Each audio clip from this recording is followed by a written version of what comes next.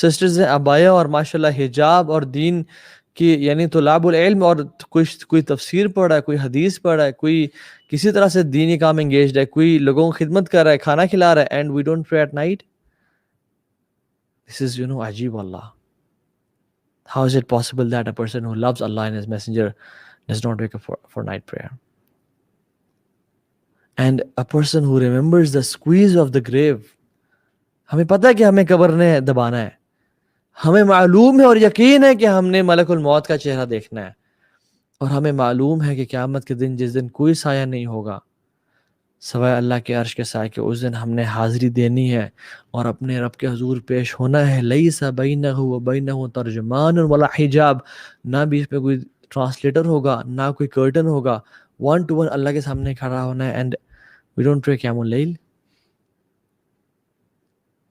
So this is the thing which was predominant. لوگوں کی زندگی کا حصہ تھی جو صالحین تھے، انہوں نے کبھی اس کو نہیں چھوڑا. تو ہمیں بھی چاہیے کہ ہم اس کو اپنی زندگی کا حصہ بنائیں. اور دوسری چیز قربت للہ تعالی، اللہ سے قریب ہونے کا راستہ. You know what? A shortcut to the pleasure of Allah and the bounties and the rahmah of Allah is Qiyamul Layl. A door which opens only at night is Qiyamul Layl. A shortcut and a staircase to Allah subhanahu wa ta'ala is in the last third of the night. تَتَجَافَى جُنُوبُهُمْ عَنِ الْمَضَاجِعِ يَدْعُونَ رَبَّهُمْ خَوْفًا وَطَمَعًا وَمِمَّا رَزَقْنَاهُمْ يُنْفِقُونَ.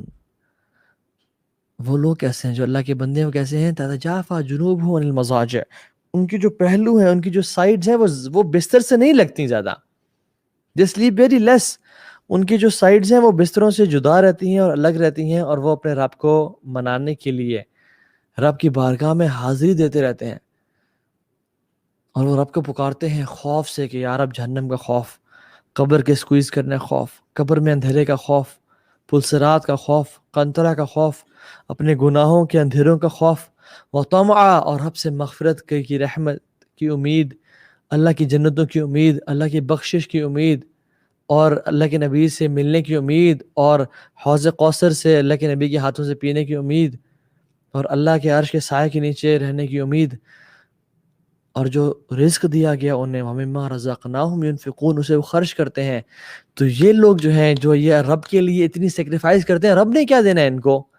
تو رب بھی کہتا ہے کہ فَلَا تَعْلَمُ نَفْسٌ مَا أُخْفِيَ لَهُم مِّن قُرَّةِ أَعْيُنٍ جزاء بما كانوا يعملون. تو کوئی نفس جانتا ہی نہیں ہے کہ ان کے لیے ہم نے کیا چھپا کے رکھا ہے جو ان کی آنکھوں کی ٹھنڈک کا باعث بنے، اور ان کو دیا جائے گا. کیوں؟ کیونکہ وہ نیک اعمال کیا کرتے تھے. ابن قیم الجوزی رحمہ اللہ فرماتے ہیں beautiful statement, why the reward is hidden، because دنیا کی زندگی میں بھی وہ بڑے چھپ کے، رات کو کوئی جانتا نہیں تھا، کوئی پہچانتا نہیں تھا، وہ چھپ کے رب کی عبادت کیا کرتے تھے. تو اللہ نے ان کے ریوارڈ کو بھی لوگوں سے چھپا لیا اور بتایا ہی نہیں. قرآن میں بتایا ہی نہیں کہ ان کو ریوارڈ کیا دیا جائے گا، اور صرف کہہ دیا کہ فَلَا تَعْلَمُ نَفْسٌ مَا أُخْفِيَ لَهُم مِّن قُرَّةِ أَعْيُنٍ، کہ کچھ کیا نفس کون جانے ان کا ریوارڈ کیا ہوگا جو ان کی آنکھوں کو ٹھنڈا کر دے گا، یعنی ان کے دل کے سرور کا باعث ہوگا، اور ان کو جو لذت اس کو دیکھنے سے نصیب ہوگی، امیجن ٹیسٹ کرنے سے اور پانے سے کتنی ہوگی کہ صرف دیکھنے سے ہی ان کی آنکھیں ٹھنڈی ہو جائیں گی.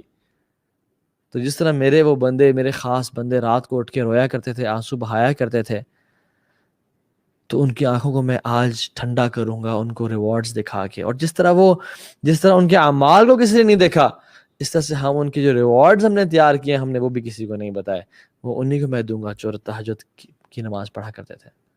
لیکن اللہ کچھ تو پتہ ہوگا ہمیں، کچھ تو ہم جانیں کہ ملے گا کیا، کوئی تو ہنٹ ہو.